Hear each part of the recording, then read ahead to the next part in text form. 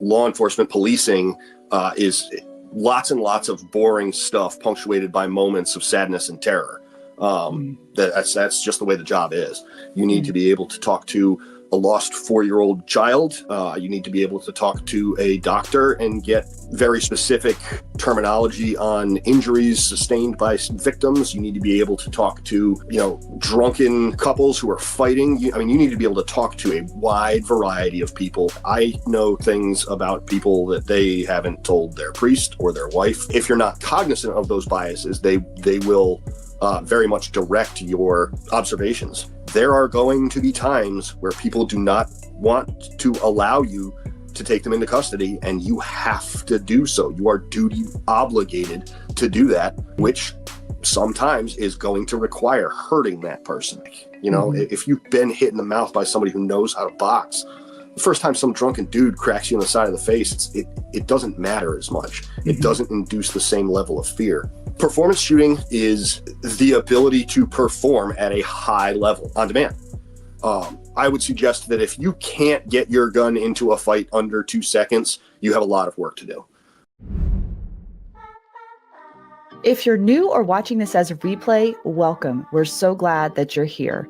Please subscribe on Spotify, Apple Podcasts, and YouTube, and consider, if you're able, to become a paid subscriber on defenders-live.com. Your support is the only way I'm able to continue doing this labor of love. And also, if you're looking for exceptional firearms and self-defense training, go to defenders-usa.com and look at the calendar to see what's coming to your area this year. Good evening, everyone. Welcome to Defenders Live. I'm your host, Lora Thorson. I'm excited to bring you Mr. Dan Brady tonight. I got to know Dan Brady a little bit last year at a Girl and a Gun National Conference. I took his instructor course that he offered there. And unfortunately, I didn't get the full program because we got rained out. Like a torrential downpour happened in the middle of it, which actually made it kind of a really unique, cool memory. And I got to know Dan a little bit more, but I want to get to know him even more on the show tonight. So I'm looking forward to that. We're going to be diving into a lot of different topics. And I want to give you a little bit of background on Dan, and then I'm going to ask him a little bit more about it here in just a minute. Dan Brady is a husband and father of 3, plus a couple of awesome stepkids. His kids range from ages 16 to 20. He's a former Marine infantryman, a career law enforcement officer, and a firearms instructor. He teaches privately as well and primarily with Apache Solutions out of Yadkinville, North Carolina. He also moderates the Deliberate Training Group version 2 on Facebook. So I would encourage you to check that out. And I'm going to ask Dan a little bit more about his background. Let's welcome Dan Brady onto the show. Hey, Dan. Hi, Laura. How are you? I'm good. Thanks for coming on. Question. Hit me. Marine career LEO firearms instructor. I have never, I don't think ever gotten a bio from someone as vague as yours. Usually guys that are firearms instructors give a 2-page resume of credentials, certifications. This year to this year, I did this, blah, blah, blah. Why so vague? I don't like talking about myself in a public sphere. I don't consider myself special, and the certifications and accolades or whatever that I do have are they just come with the jobs, right? They just, I've done some interesting things. I've been some interesting places and met some interesting people, but am I going to have to pull this out of you? I don't know. It seems disingenuous to me to, a braggart. I don't have a, extensive combat record. I wasn't, in OIF, OEF 3 or 4 tours. And, I didn't, work LAPD SWAT for 20 years or anything else like that. It's just, I've been a middle of the road, infantry dude and cop my entire career. And when did you become a cop? How old were you? 20. In your 20s? 2, 3. Wow. Yeah. Wow. Okay. Well, I'm not suspicious of any of that. That sounds bad. I'm not suspicious of you. But when I was interviewing TC Fuller, he mentioned that you were in his book. Of course, yes. Names are anonymous and all of that. But I'm like, wait a second. So TC Fuller has this extensive background, which if you guys watch the interview, you'll see 20 years FBI special agent. I don't remember all the other credentials, but there's a ton of them. Yep. And you guys, I don't know if you ran together or what the like relationship was there, but I'm like, wait, if he's tied to TC somehow, there's probably a lot more to his background than he's putting on paper, at least in the bio, like career LEO. I mean, tell me what is the biggest portion of experience that you've had in your life? Has it been law enforcement? Yeah. Yeah. And was there any specificness to that or? Most of my law enforcement career I spent as a field training officer. That is what I've done the majority of my 20 odd years of doing this. Okay. I really enjoy getting new baby cops and teaching them the job, what the job is really, really like. And the old saying is that law enforcement policing is lots and lots of boring stuff punctuated by moments of sadness and terror. That's just the way the job is. Yeah. And quite frankly, the majority of policing as a profession is your gift of gab, your ability to talk to anybody about anything at any time. You need to be able to talk to a lost 4-year-old child. You need to be able to talk to a doctor and get very specific terminology on injuries sustained by victims. You need to be able to talk to, drunken couples who are fighting. You need to be able to talk to a wide variety of people who may or may not want to talk to you.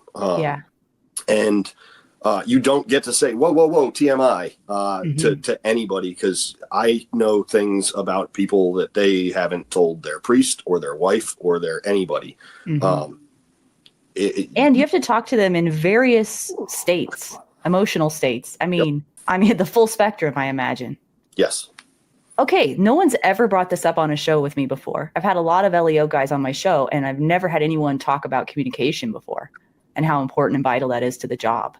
If you think about it, or the way I think about it, I should say, is the profession of policing is about problem solving between other people, right? The way I see our role is as a referee, right? We are trying to referee between disputing parties, and those disputes can vary very, very widely from, arguing over property lines about a fence or a bush or something like that to, aggravated homicide. There's a wide variety of things that are happening in between those two things, but it's all problem solving.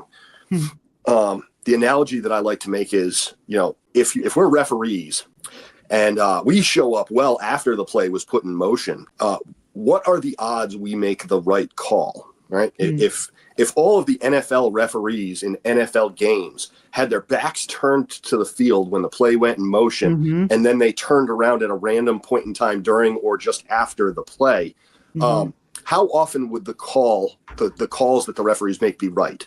Because they'd have to talk to the players, they'd have to talk to bystanders, coaches, all of whom. And that's assuming they're all being honest.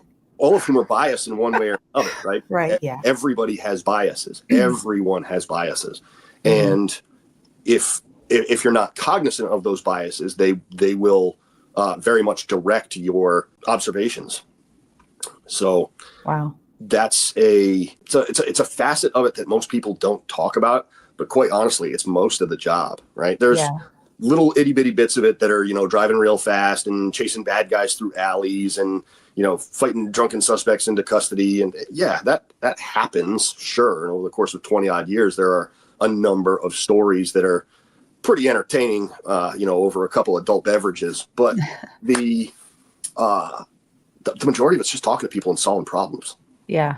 That's a good point. I actually, under Adam Winch's encouragement, I went on a couple of ride-alongs with my local PD. And that was what I noticed. I noticed that communication was key. But one of the things that surprised me the most was the incessant workload. I think there were like 2 cell phones and at least 2 radios and a computer. There were all kinds of sounds going off in all various directions all the time, all in the midst of an officer trying to have a conversation with somebody at the same time, but having to know what to listen to and what to ignore. what to respond to, what not. That was the thing that surprised me the most, was just kind of the chaotic environment, not like adrenaline filled chaos, just like this constant distraction of stuff all the time that just never stopped. And the guy I was riding with, I think he'd been in law enforcement for quite some time, at least a decade, I think. And he just knew how to do it all, but me being a newbie there in the passenger seat, just absorbing all of it, was a little bit surprising and overwhelming to me. Of course, he didn't think a thing of it, but I just noticed that, as just somebody that don't know what I don't know. That was just something I was surprised by. Like, I can't imagine how hard it would be. Like, it's almost like impossible to complete a task. Like, after an incident is responded to, there's this whole protocol and process that has to happen afterwards. And while he was trying to do that process, there were already more things happening that needed his attention in that process. It was just never ending all the time. And, knowing the appropriate level too, I thought this was interesting, kind of like, I hope I can articulate this well, but knowing the appropriate level of urgency to apply to every situation.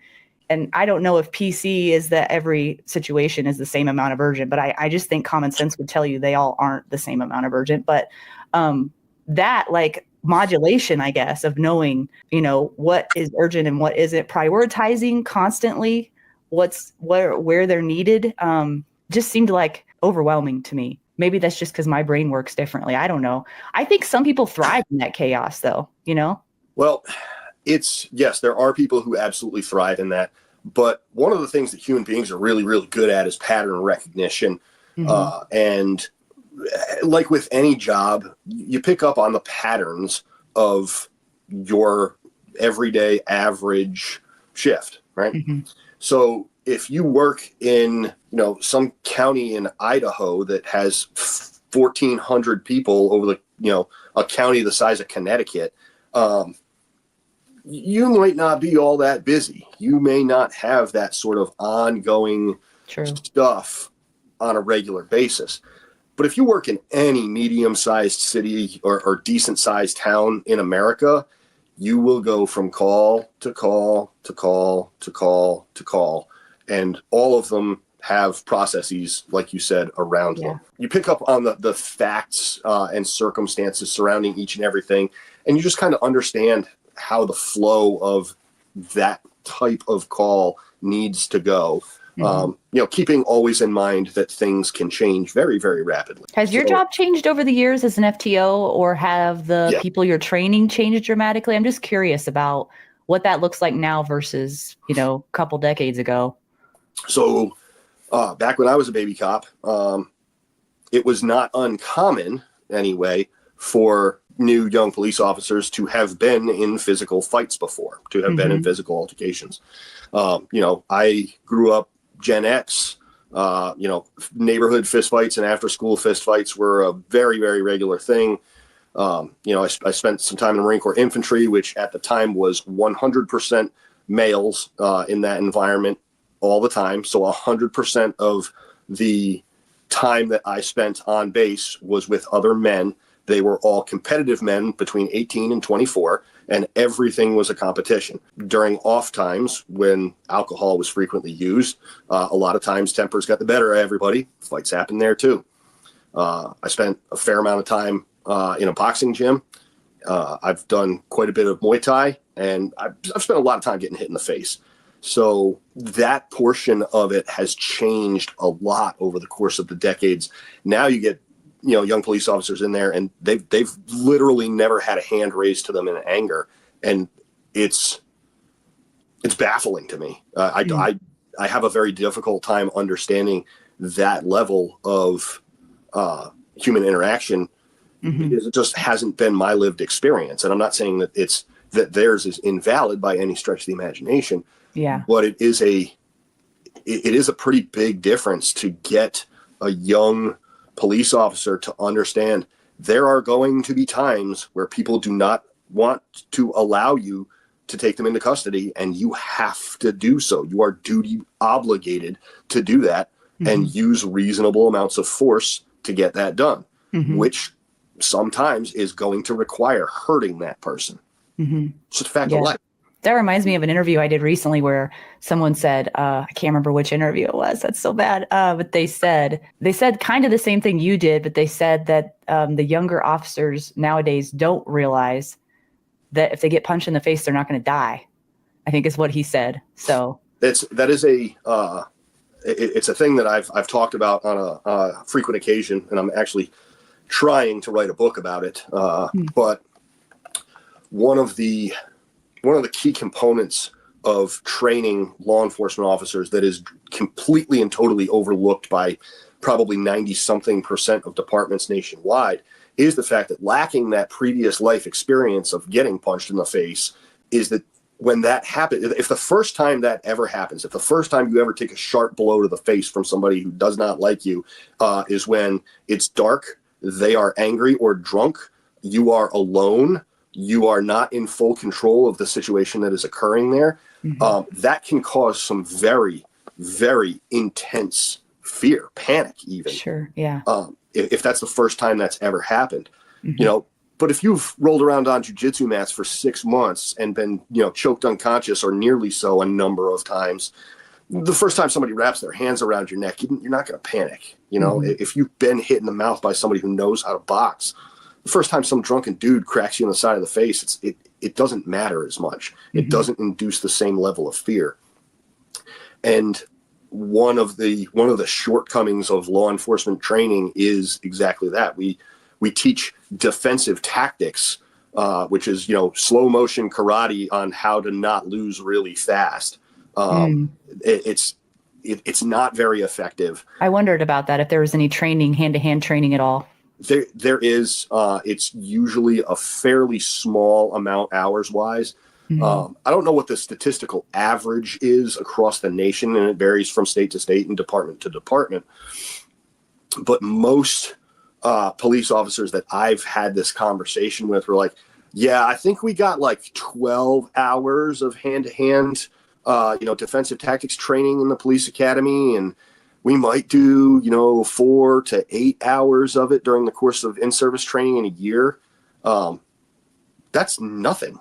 Is that more applicable than the gun training? Like, is it more likely you'll need the hand-to-hand training in your everyday work or gun training, or is it about the same? I don't know.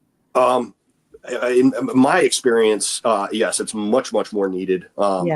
Your order of priorities on what you really need to be good at: speaking to people, getting people into handcuffs when they don't want to be in handcuffs, and then gun stuff.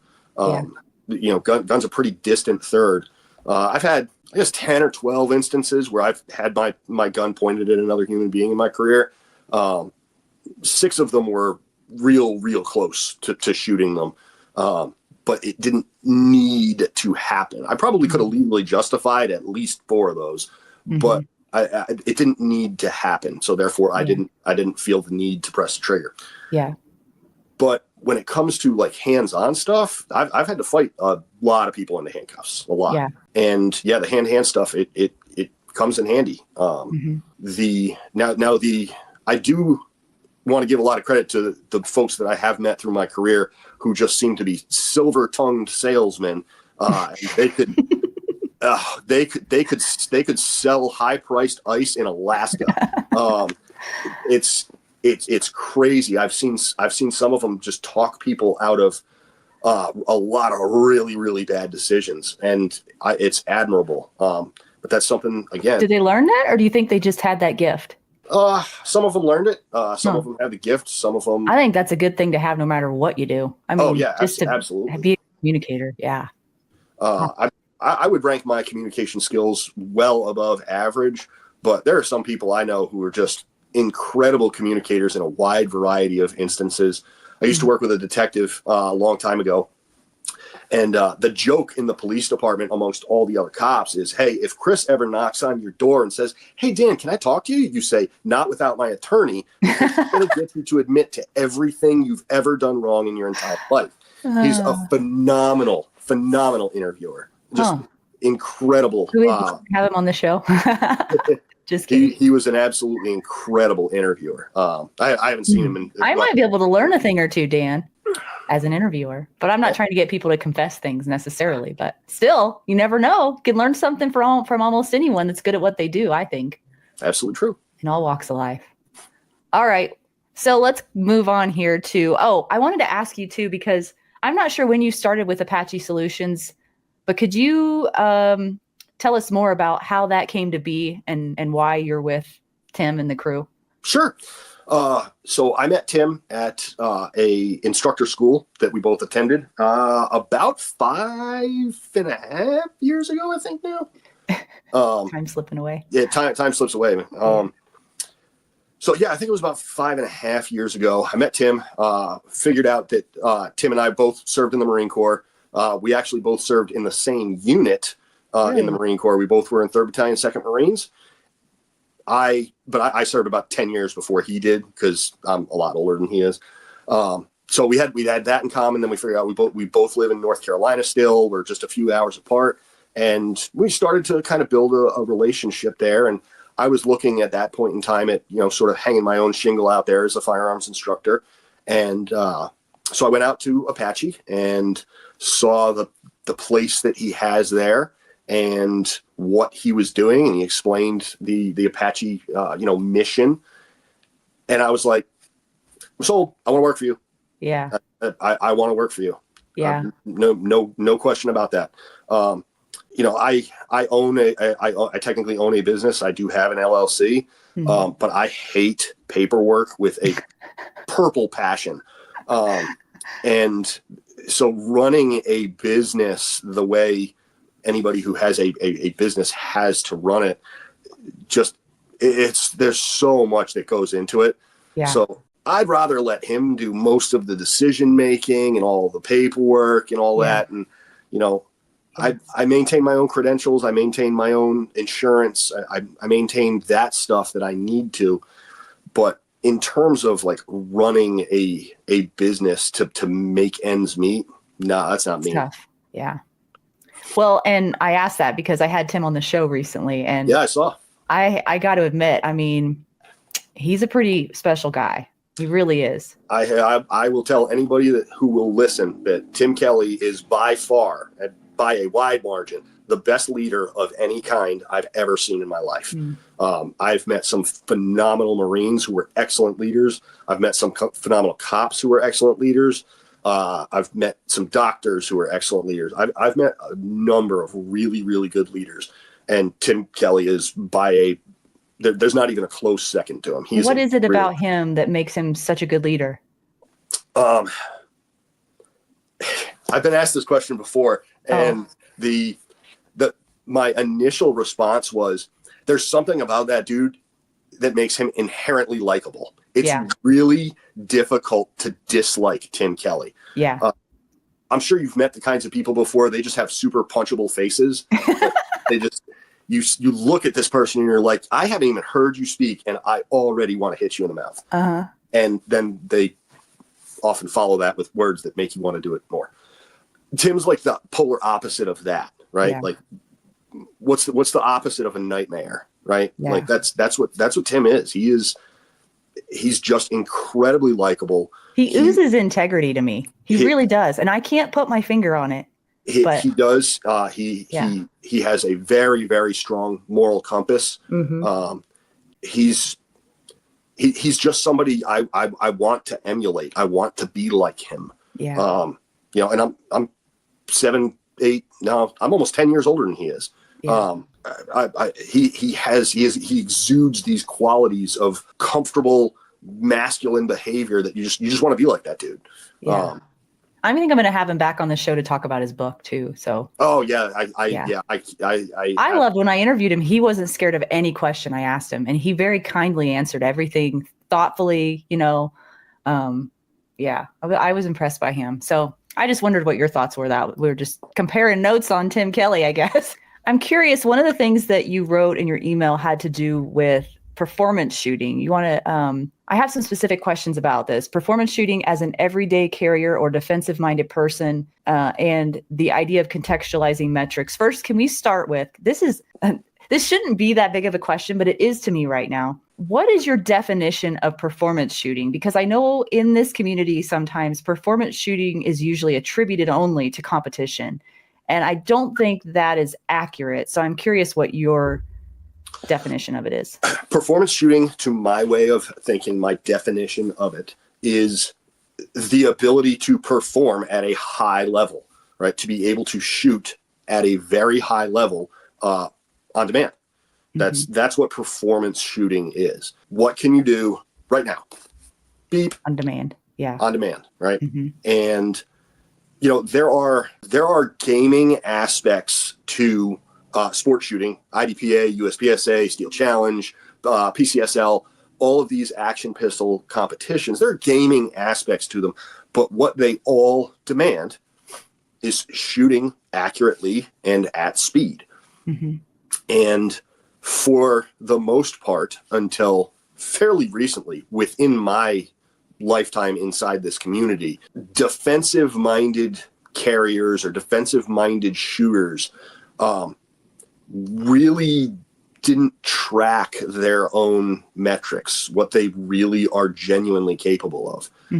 It's not until the last probably 15 years that the majority of the defensive community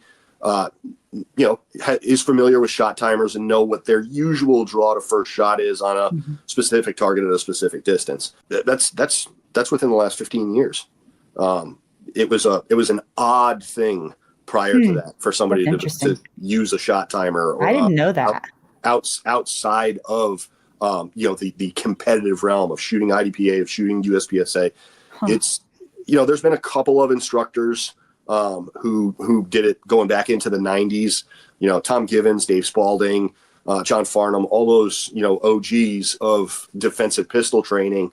Those guys really started way ahead of the curve a long time ago, but it wasn't super commonplace amongst concealed carriers and people who went to the range to shoot so that they could be better defensively. It wasn't commonplace until probably within the last 15 years. I still run across young police officers who've never shot on a shot timer before. And really? That baffles me. Wow.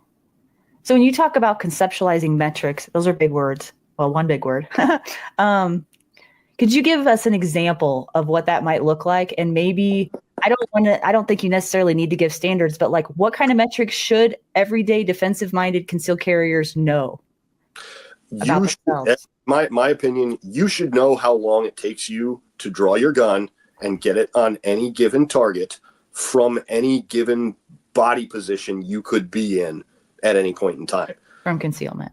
Right, from concealment, because that's where we carry guns most of the time, concealed. So what you see in people's videos and practice sessions and what you see at the range and people doing and everything is a lot of the time standing in a perfect position at 7 yards, getting their concealed draw and pushing for whatever their next step is. The common one amongst higher end shooters is the sub 1 second concealed draw.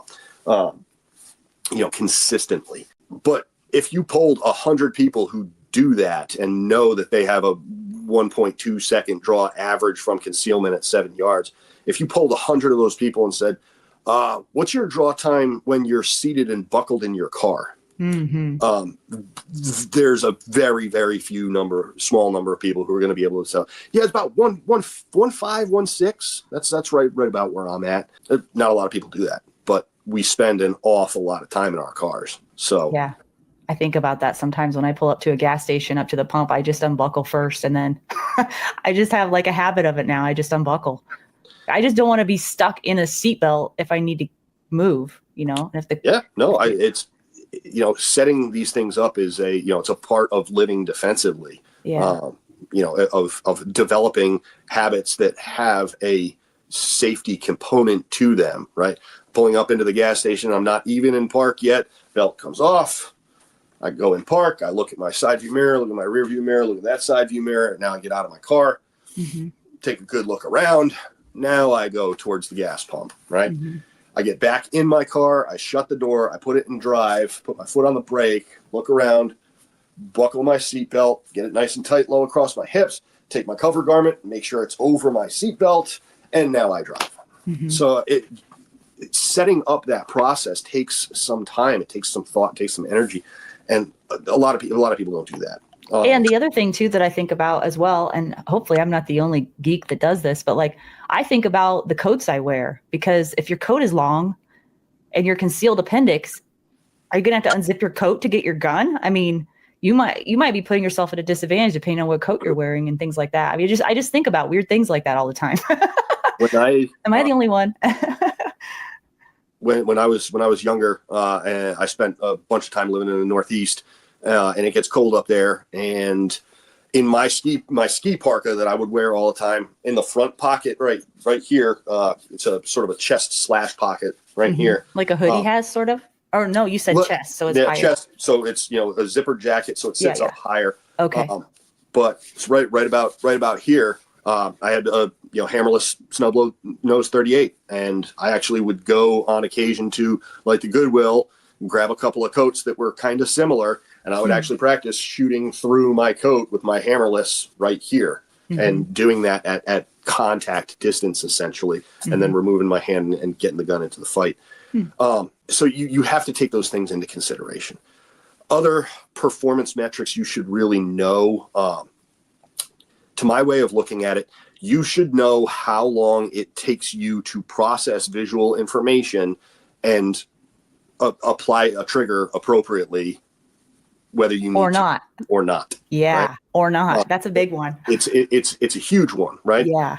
And there is some data out there that suggests that seeing and responding to stimuli faster than about a quarter second is very, very difficult to do if you are in a process, right? If you are in the process of pressing a trigger, anything faster than that quarter second is real difficult to control. I'm not gonna say there's nobody who can go faster than that and apply the brakes appropriately. I know some very high performance shooters who suggest that they can. I'd like to see that under some testing conditions that would mimic something happening in real life. But there's just not any widespread data that suggests that people who are at a certain level can do that. But what there is data showing is that human beings process changes, generally speaking, somewhere between a quarter and a third of a second. 0.25 to 0.33 is perceptually what human beings normally process. There are people who do so faster. Pretty much any collegiate level athlete, most people in contact sports, you can process stuff a little bit faster than that because there's a pretty significant penalty in not being able to. That depends on your level of awareness, though, Dan, though. It's all tied into that, isn't it? Well, certainly, right? Yeah. But it's a matter of the things that we're paying attention to, right? You talked earlier about being on a ride along with somebody and there's so much going on and everything. You, in those circumstances, may not have been able to pick up on, I need to watch that guy right now. Yeah. But I was distracted. Any seasoned cop is that's gonna filter right through that, and they're gonna key on that and take that to heart. Yeah. So what we find depends largely on what we look for. So if you want to understand where you're at there, experiment with it, figure it out. Yeah. There's plenty of different standards out there. I would suggest that if you can't get your gun into a fight under 2 seconds, you have a lot of work to do. Yeah. That would be sort of my go-to. If you can't remediate a simple malfunction in less than 2 seconds, you've got some work to do. You're gonna sneeze? I thought you were gonna sneeze. It's okay. Just coughing. I'm sorry. No, you're good. You're good. Let me talk for a minute. Maybe that'll help you. So one of the things that helped me the very most when I was, I thought I was a more experienced shooter than I was until I met Adam Winch. We all do.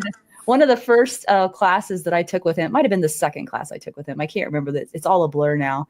But one of the most mind-blowing but most needed skills that he allowed us to practice on the line was because up until that point, the only thing I'd ever done, every single time I got my gun out of the holster, I shot the gun every single time. And how fast can I do it? How fast can I pull the trigger?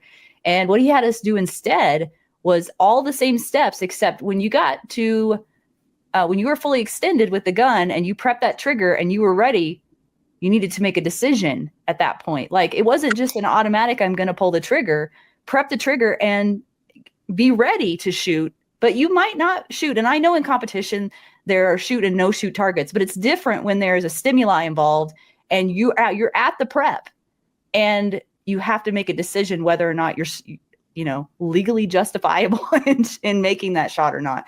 Like, I find that to be one of the most valuable things I've ever learned.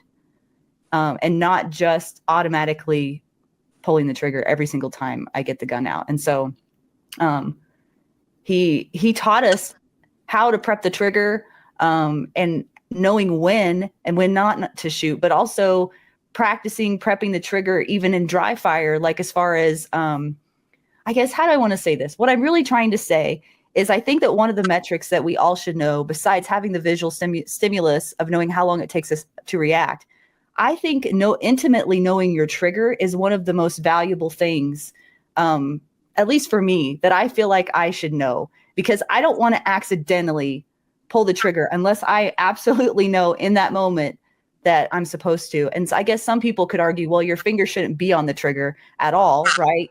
Unless you know you're going to shoot. But couldn't there be a circumstance in real life where you're prepared and ready to shoot and your trigger is prepped and you choose not to? Isn't that exactly what you were talking about? Or are we getting into an area here of legality that's getting kind of dicey? I don't know. A little bit, but that doesn't bother me in the slightest. Okay. Maybe you can help flesh that out, because I don't think I explained it very well. I said earlier, that there's been a number of times where I've had my gun pointed at another human being.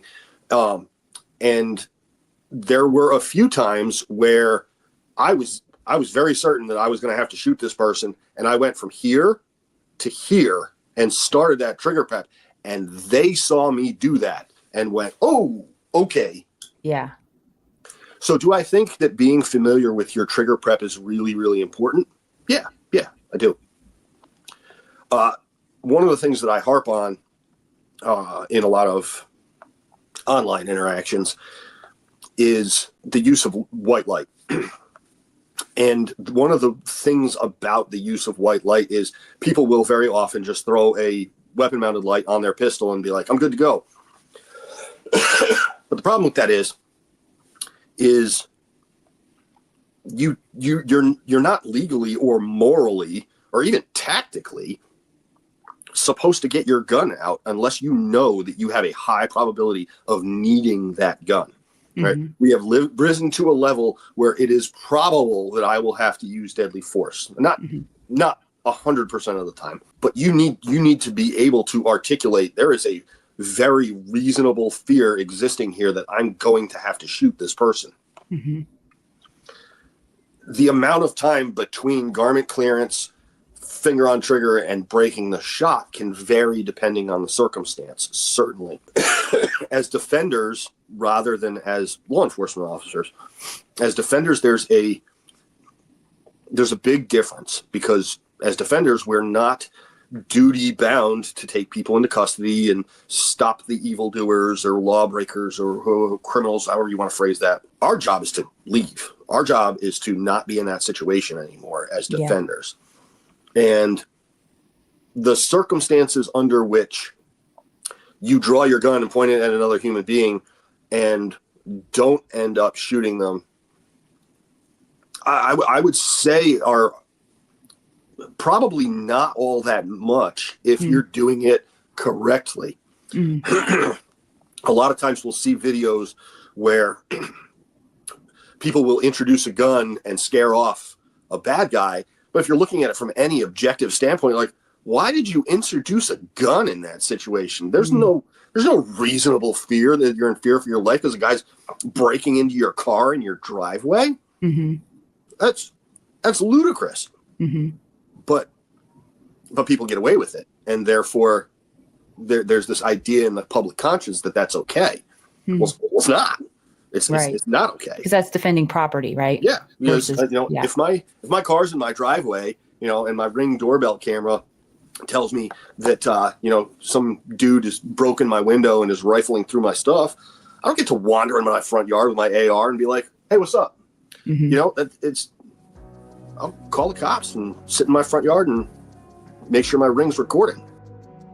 Hey guys, I want to offer you something that is a personal touch, something special that I can share with you to help you grow and develop along this journey in this path as a defender. And what I'm offering is a monthly live call that you can participate in. And we're going to be talking about the 4 areas that I believe all defenders of life should be strong in. And those are physical fitness, emotional fitness, spiritual fitness, and training. So if you're interested in learning about those things and developing yourself throughout that journey, I'm here to help you. And I want my paid subscribers to have that personal touch of getting to talk with me one-on-one in this group call and sharing with others and encouraging others along this path. So if you'd like to get in on those calls, go to defenders-live.com, become a paid subscriber. I cannot wait to see you there. And thank you so much for your support of Defenders Live.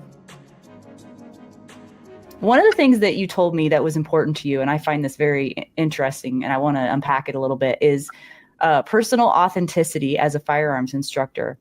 When you talk about personal authenticity, does it go further than someone just is who they say they are? Or is that like what you sort of mentioned about Tim, where there's this level of integrity that you like to see in firearms instructors? And how can you tell if someone has personal authenticity? That's something you only find out over the course of time, right? Yeah. The old saying is we can only be betrayed by people we love. It's true. You can't get betrayed by somebody you don't have a personal investment in. It doesn't work that way. So it's again, extending people trust, extending people, this invitation into my life to one extent or another. It depends highly on how the interactions occur, right? So from an instructor to student standpoint, I'm trying to get the student to open up and share why to them what I'm telling them is personally relevant to them so that I can tailor my message to them better. It's not a matter of me being inauthentic or me being a different person to one student than another, but people learn differently. So if I have some level of personal investment with a student, it makes the job of coaching much easier. The whole process of coaching is to become a team with the student and work towards a solution against a problem or towards a goal. More problem solving. Yeah. You must like to do that, or you're just good at it. You've become good at it. It depends on the problem. I don't, I go to great lengths to avoid people's personal drama, but, when people are in need, when people have problems, and they feel that I am a trusted person for them, I make myself available to them without question. If I consider somebody my friend, or that I have some level of love for them, I'll try to help you through anything I can. Mm-hmm. If I don't have a level of personal investment with you, please don't involve me in your drama. Ask me. Okay. I'm curious, since this personal authenticity you said is important to you. I'm curious if there are any examples in your life where that wasn't the case, which is maybe why that's important to you. I'm just wondering if that's a thing. Yes. Yes. Yes. Professionally, I first watched, and then later was a victim of a individual that I had a professional relationship with who used his position to grind some personal axes. And there's not a lot of people on this planet that I hate. He's one of them. Wow. I had a feeling there was a story behind that. Oh, there's a couple of long stories, and one of them involves TC Fuller. So, wow. Yep. I'll just leave that there. Personal authenticity is very, very important to me. It is just be who you are, and it makes it a lot easier for people to decide if they want to be associated with you or not, if you're not being fake. Yeah, totally agree. Well, I'm sure over the years you've probably had a lot of experience in deciphering and discerning, getting a vibe, getting a feel as a cop, just in your everyday life. Do you feel like that has been a skill that you've developed over the years and gotten better at? Yeah. Yeah. I don't know how you couldn't. Like I said, I'm a pretty good communicator, and I have worked pretty hard at helping people through their stuff and being available to them and being my authentic self at the same time. And on the face of it, that may not seem like it's difficult. But for me, it has been. Empathy was something I had to learn. I didn't really understand the concept of empathy for the first couple decades of my life. I was not an inherently empathetic person. If it didn't involve me directly, I did not care. I love your honesty. It's true. Yeah. I genuinely had some sociopathic tendencies, but I understood after some time in my job that developing at least the appearance of empathy was important in building rapport and getting people to open up to me and tell me the things that I wanted to know while they were telling me the things that they felt they needed to divulge. Mm-hmm. So that it started out kind of as a tool to use professionally. But after a couple of personal relationship light bulb moments, I began to understand that I really need to have a deeper understanding of empathy, and I figured it out, and now I'm a fairly empathetic person. Is it that you're really empathetic, or is that you understand what empathy looks like? Oh no, I genuinely feel it now. Oh, okay. It's not a tool. I genuinely feel empathy at this point in time. It's for most people, empathy is intuitive. It's natural, but it is something that you can work on intellectually. I did not know that. That's new to me. I've never struggled in that department, Dan. Okay. And it's gotten me in trouble many times. So it's like a superpower, but also it's a double-edged sword. We'll just put it that way. Yeah, it can superpower and kryptonite in the same. Yeah. Yep. Totally. So along those lines, because you went through that journey, I'm wondering if there are any red flags that you picked up. Like if someone's out there and they're wondering, how can I tell if someone's really being authentic or not? Through your experience, would you say there are any red flags you picked up on that kind of go, I don't know about that one? Or is it just a feeling you get, a vibe or something? No, there are identifiable markers. There's certainly, body language and language cues that we pick up on that strike us the wrong way. And, everybody picks up on different stuff because they're just tuned into different stuff. Yeah. For me, I think like ego's a big one. When I see big ego showing up, I know that they're hiding something, or I don't know. It's just a different experience for me. I generally agree with you, but there are some exceptions that I've found. I've met a few individuals who've got pretty high egos, and they are genuinely deserving of them, and they're actually okay to be around. Most of the time, however, I prefer people who are very, very self-effacing, right? Who just kind of, this is me, but that's not really all that important. What's important is what we're doing right here, right? Yeah. And that's one of the reasons I'm pretty vague about my own bio, right? Like I'll tell you where I'm certified, and I'll tell you what I can do. I got no problems doing that. Yeah. But at the same time, what I'm concerned about is student development, right? I'm concerned about what their goals are, not what my resume looks like. Yeah. I'm at a point where I do have to continue to do some resume development for marketing purposes and to always stay current and things of that nature.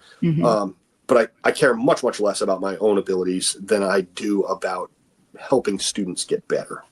I think it's really interesting based on what you were just talking about, that you told me in the email that you're most passionate about relationship building. And to me, I mean, naturally that makes sense in some ways because communication is really important to you. You've had a lot of practice at it, but you said you did have to develop the empathy component. And it does make sense because you're very student focused as an instructor, as a coach. But relationship building online is a very tricky thing. You are the moderator of Deliberate Training version 2. I think it's interesting there's a version 2. You might want to explain that. But I encourage you guys to check that group out. What challenges has that posed, trying to build an online community? Tone and emphasis are incredibly difficult to pick up in social media posting. Yeah. It is very difficult to, in written language, get the subtext of the conversation correct, right? Because when we look at communication, there's universally 4 parts to communication, right? There's the sender, the message, the medium, and the receiver, right? So those 4 components are always at play when we are engaged in any level of communication, right? This medium, being able to see your face, being able to see your expressions, being able to see your body language, your head nods or your head shakes or your micro. Did I do that? No, you didn't. What are referred to as micro expressions, the little tiny muscles that move in your mouth and your eyes and your ears and your jaw. Those are impossible to get across in writing. Yeah. And the tone, the inflection, the volume, the force that we are in our brains speaking with as we typey, it doesn't come across. So we look at social media communication and we often see it diverge into something less than productive. Often. Because the sender is not going to great lengths to convey the innocence of their tone or the honesty of their question or what have you. The receiver, at the same time, is inferring tone, inflection, force, sarcasm. They're inferring things that they believe are there. Yeah. And so the onus is on both parties of, as a sender, if you are typing stuff out there, one of the rules that we have made in Deliberate Training Group V2 is drive-by comments with 1 or 2 words or just 1 sentence comments. That they're not acceptable. They're not acceptable. That does not add any value to the conversation. It's interjecting yourself into the conversation just so people see you. It's not acceptable to us. And we want people to be thoughtful and honest and receptive to feedback. Good luck online. That's hard. It is difficult, but we're sitting at about 6,200 people on that group at this point in time. I'd say there's probably 400 or 500 who are fairly active. There's a bunch of people who lurk and who watch a lot of the content, who read a lot of the conversations that occur. When I get in a conversation or argument, if you will, with somebody, I'm not arguing for them. I'm under no illusions that I'm going to convince them of my position. I'm putting the information out there for the audience, for the people who are reading. Be like, yeah, that makes sense. That makes. I don't care if they ever comment. I don't care if they ever tell me that they got something out of it. None of that matters to me. Yeah. The fact of the matter is that there is somebody out there who did get something out of that conversation, and I take that to the bank. And every now and again at a conference, at Girl and Gun or TACCon or Guardian or one of these conferences or in a class that I happen to be teaching at or taking, and I'll get a comment from somebody who will be like, you said something in this conversation and it really stuck with me. And all it takes is that to happen once or twice, every once in a great while, and I'll never stop. My measure of success, right? Ralph Waldo Emerson wrote a short poem on success, and he closed it with, "To know that only one life has breathed easier because you have been here. This is to have succeeded." Wow. And that is how I measure success.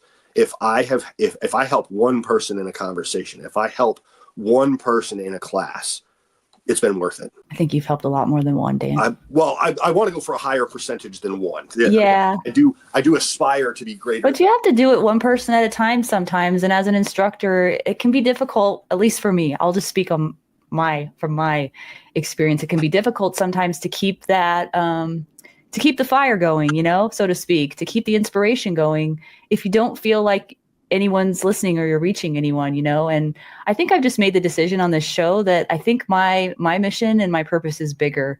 Even though it is nice to hear once in a while, I can't rely on that. And I have to do it because I know it's the right thing to do regardless. And that's what keeps me going. I just keep putting one foot in front of the other because I know it's the right thing to do.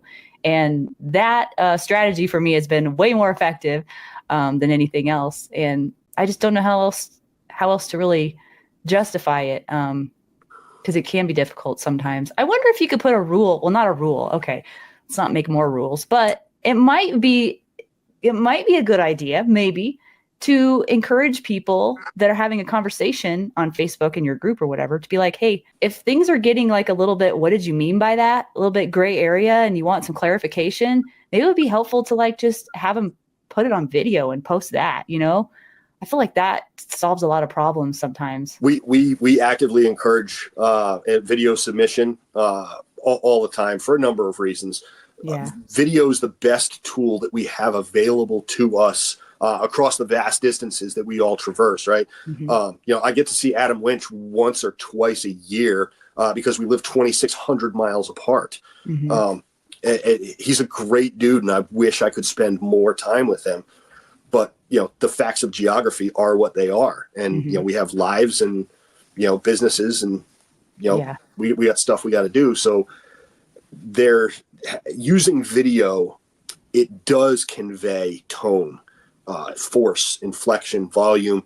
It conveys all of those micro expressions and little bits of body language, right?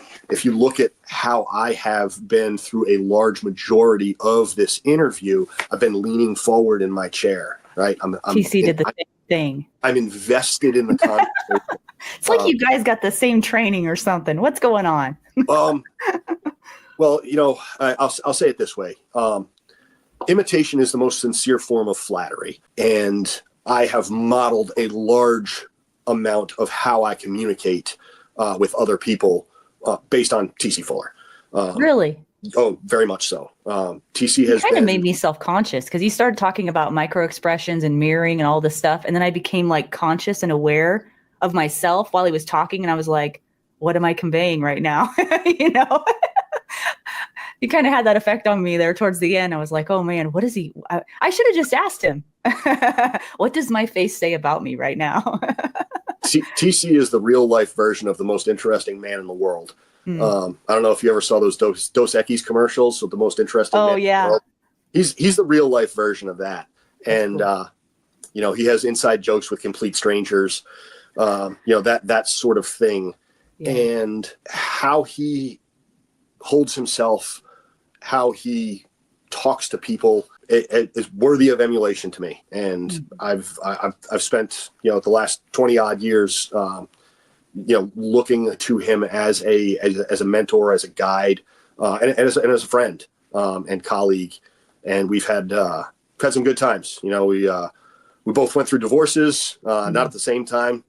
He had a little bit of a lead on me there, but we've been through life together for 20 odd years. And though we live a few hours apart, we still get to spend some time together now and again. Good to have people like that in your life, I think. He's a good man. Yeah. I'm glad I had him on the show. Well, let's wrap up with one of the things you talked about with your experiences, which I found really interesting. And I don't mean to I need to be careful about how I say this because I don't want it to come across as though like people jokingly say about who is it that like jokingly talks about, oh, I'm just a knuckle dragging knuckle drag. I think Adam says that, a knuckle dragger. Mm-hmm. But one of the things I found interesting in there's an email I send out to everyone that comes on the show that allows me to kind of get to know them as much as they will let me get to know them over email. And so over the years, I think I've become better at seeing the things that maybe aren't there or pulling out these tiny little strands of information. And I just appreciated the way that you constructed yours. It was to the point, but there was a lot of I sensed a lot of heart behind it. I sense a lot of heart inside you, Dan Brady. I really, really do. And, I think maybe possibly the point of view of people, especially looking at someone like you, because you're a big dude in person. I don't know how tall you are, but you are a big dude. But there is something about you that is just so kind. And I've sensed that ever since the first time that I saw you and got to know you. And I have this sense that you could be a real hard ass, honestly. But there's this other side to you that I sense that is just a really caring, compassionate person. And so when you were talking about your experiences, I don't know if I asked you what had the most profound effect on your life, but your answer was really interesting to me.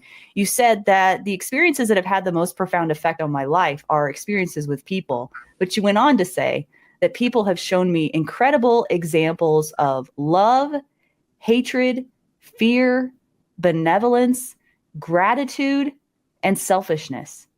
Wow. Wow, that's colorful. One of the things I call myself fortunate to have had the career that I have had is I do believe I have seen the full spectrum of human emotion. I don't think there is a emotion that exists that I have not been personally witness to. I had a boss a long time ago. She was one of the best bosses I've ever had, and she told me that there are going to be times when you think you have seen the basement of humanity, and then some amount of time later, you're going to find out that basement is somebody else's attic. Wow. And she was right? There's been some really, really awful stuff, but there's been some really, really amazing things too. I've seen people literally give everything they had, right? I showed up after it had occurred, but this random dude broke his entire hand smashing out the rear window of a car to get an infant out of the burning car. Wow. Total stranger.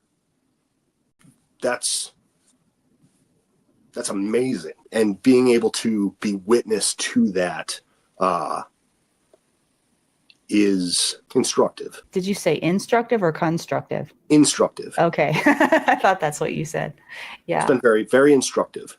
Yeah. Huh. I think that's also a double-edged sword, isn't it? To experience that? Well, all right. So yeah, yes, to an extent, because some of that stuff comes with some bad dreams, right? Comes with things that visit you in the night over the course of time. But at the same time, you really do get to see the good in the world. You really do get to see that there are genuinely good people out there, right? You've got 10% who are just amazing, right? They're all up for canonization by the Catholic Church eventually. And you've got the other folks who are, lifetime predatory criminals. And then you've got like an 80%, 85% of humanity who's somewhere in the middle of that. Mm-hmm. And you get to see little glimpses of amazingness in just random people, and little glimpses of, darkness in people as well. The most important thing that I think that I have seen is that we get to kind of create our own reality, right? We have the ability to meet untold numbers of people, right? Our society is more connected now than we have ever been. Mm-hmm. And We get to form these relationships across modern media.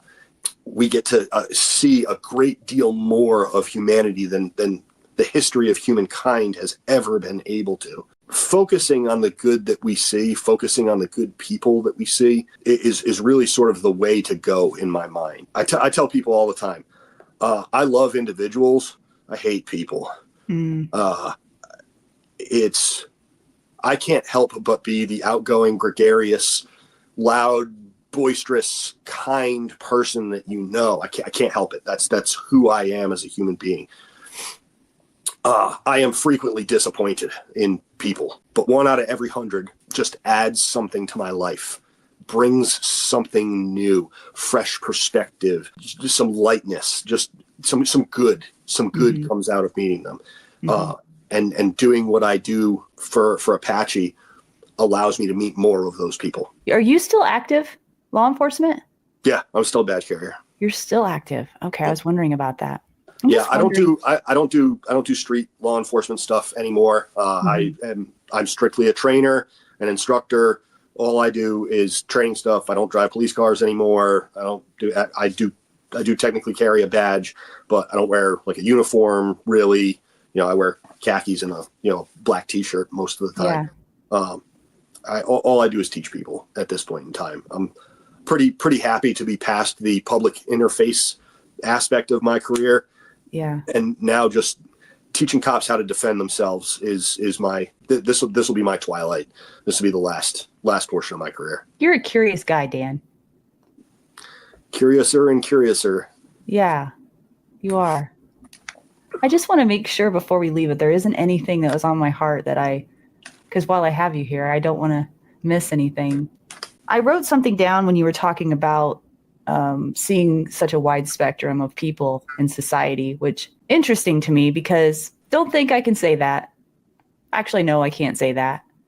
And I've talked to other people in law enforcement who've seen some pretty dark things. And I'm just wondering if, because you have seen such a wide spectrum, does that cause you to be more like jaded and cynical, or in some ways, does that cause you to be like, I don't know, do you ever feel just like sad for somebody who just is on the wrong path? Or do you just kind of get to where you just don't really pay attention anymore? It's just kind of a job. I'm sure there's moments of both, but I'm curious about that. I know a lot of cops who have become very, very, very jaded over the course of their careers. And I don't blame them for it, right? It's pretty easy to do, to get jaded with the system, to watch people repeatedly offend, doing the exact same thing, arresting the same people over and over and over for the same exact things, responding to the same house for domestic assaults over and over and over.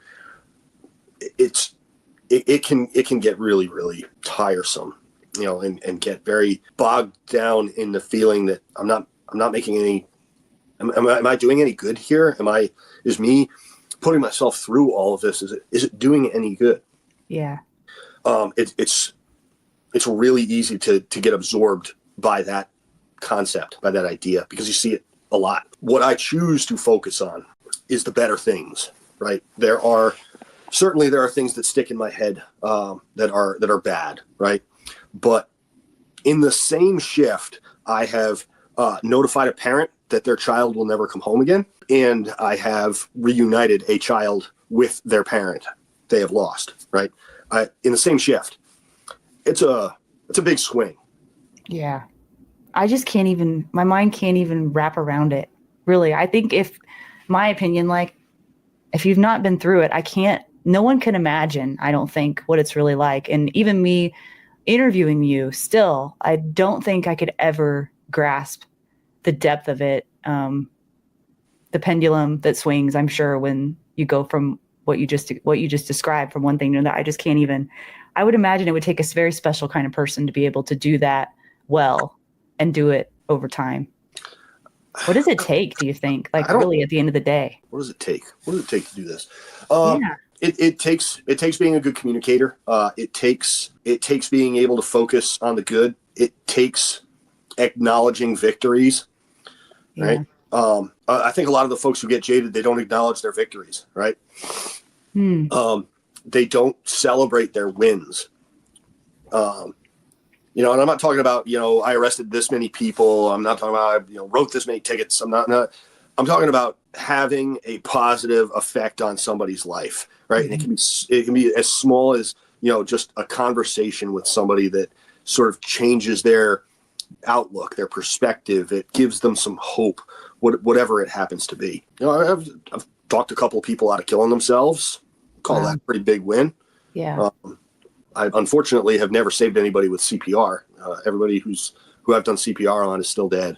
But have you ever had anybody that was in a bad spot that, I mean, like a criminal, like somebody who was going down a certain path? And do you ever get the opportunity to talk to those people? And do you ever learn later that you had an impact on them in a positive way? Or is that just not really, you don't get that opportunity?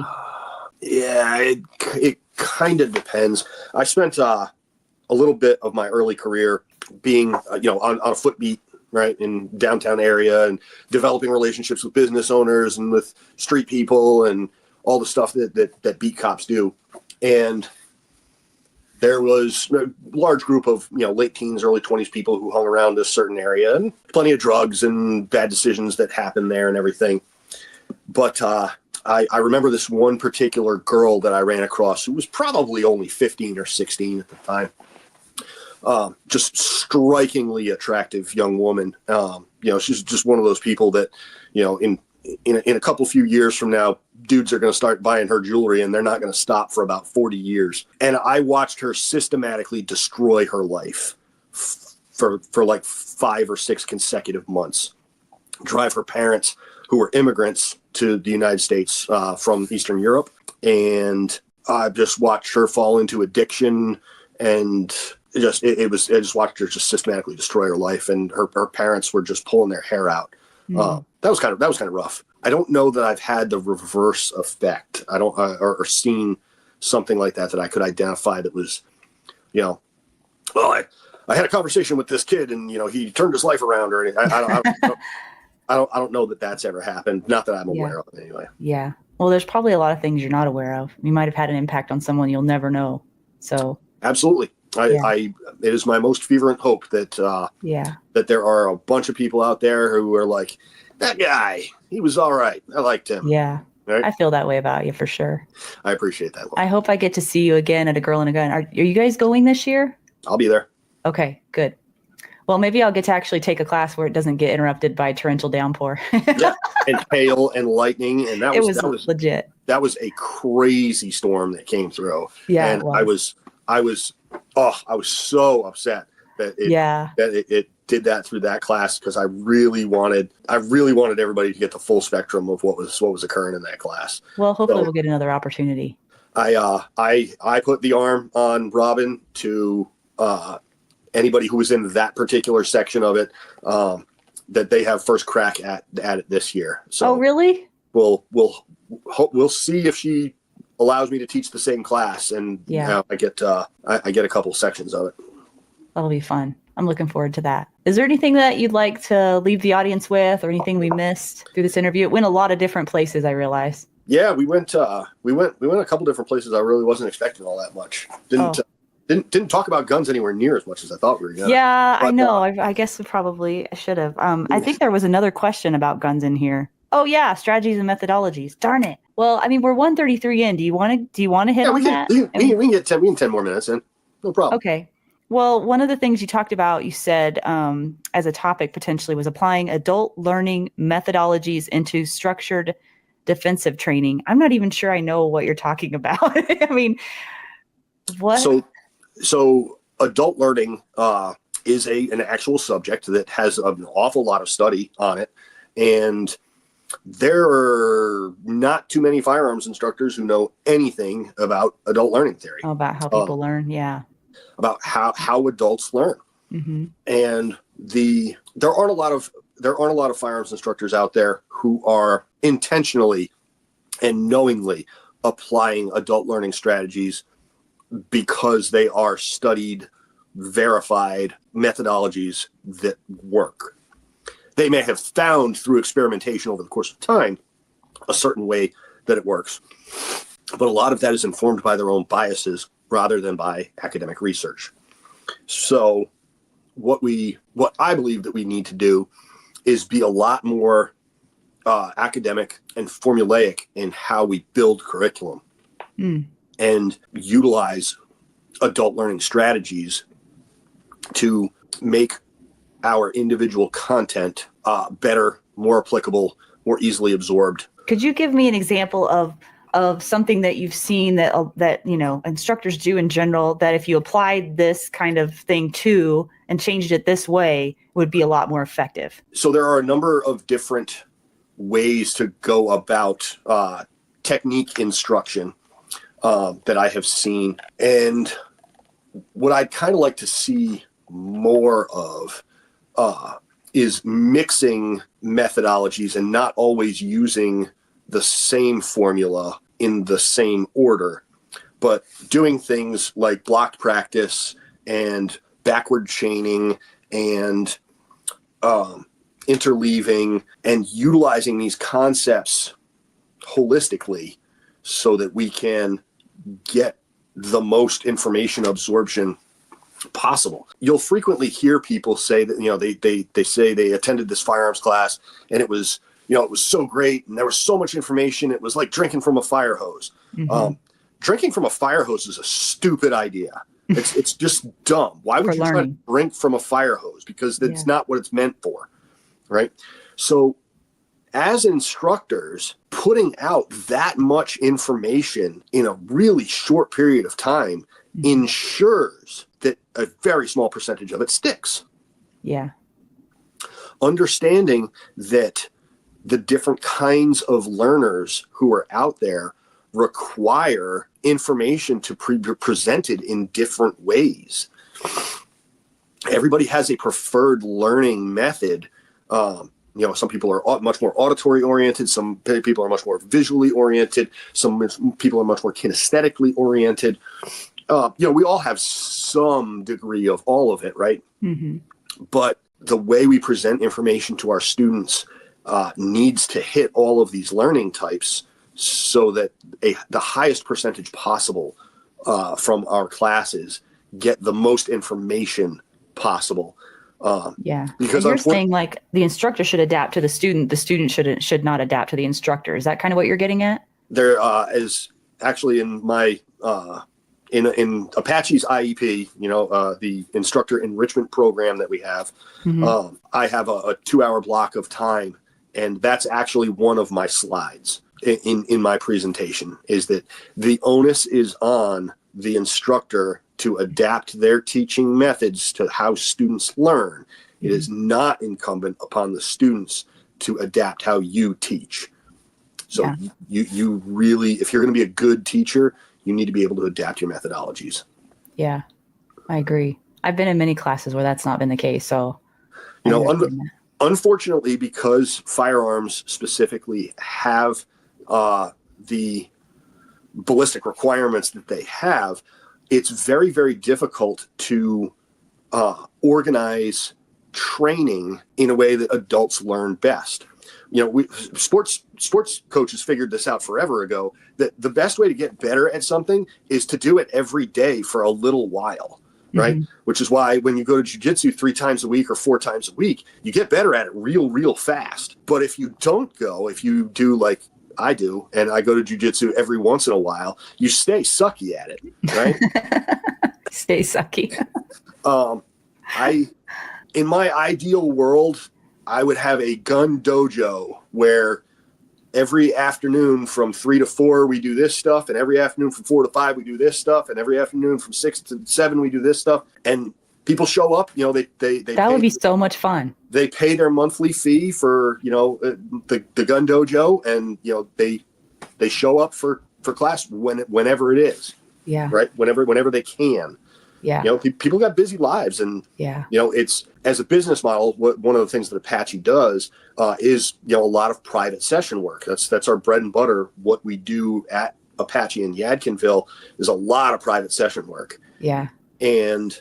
But that can be difficult for people to schedule. Be like, oh yeah, next week, I may have this hour here, and then later on they forget to make that appointment, and so you don't have it. Well, Well, if you paid me $90 a month and you were just allowed to show up any 3 hours of each week of that month, in order to have a sustainable business model, all you really need is about 100 people who are like, yep, this is what I'm doing. Yeah. That's a genius idea. Well, cool. I feel like we're going long because we joked about before I said, I shouldn't have said it, Dan. This is like Murphy's Law kicking in. I'm like, oh, I never go 2 hours or even close to 2 hours because my eyes get glaze over and I can't concentrate anymore. And now look at us. We're like going long. But what did we miss, Dan? What did we miss? What did I miss? I don't know that miss is the right word. I mean, there's plenty left to be said. Nothing's complete, inside 2 hours. Yeah. But, this has been a great interview. I really, really enjoyed this. Yeah, me too. For everybody out there, ApacheNC.com is our website. Thanks for the prompt. I appreciate that. Yep, there's the prompt on the screen there, ApacheNC.com. You can find us at Apache Solutions on Facebook, on YouTube. You can find me lurking around in the DTG page, the Deliberate Training Group V2. I'm there fairly frequantly. I put your email up there too. Is that okay? My email is dan@ApacheNC.com. It's pretty straightforward.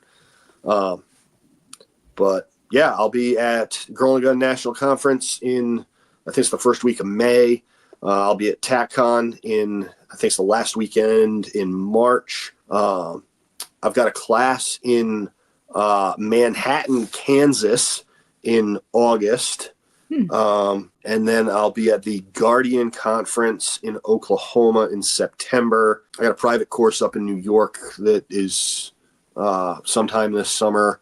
We have 2 Apache instructor enrichment programs on the schedule for June and October. You have a good memory. I look at my calendar so frequently. What are you teaching in Kansas? I'm curious. My vehicle defense class. Oh, really? Yeah. That's gonna be a really, really entertaining class. That'll be fun. Vehicles vehicle and low light are probably my favorite things to teach. Vehicle's a ton of fun. It's a ton of fun. Yeah. You've done some vehicle work with Adam, right? Yeah. Yeah, it's good.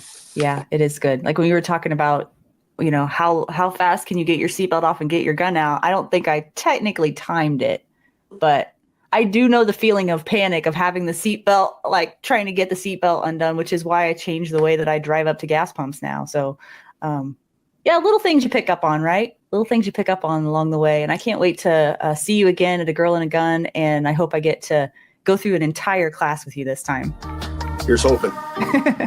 Thanks, Dan. Really appreciate your time with me today. Thank you, Laura.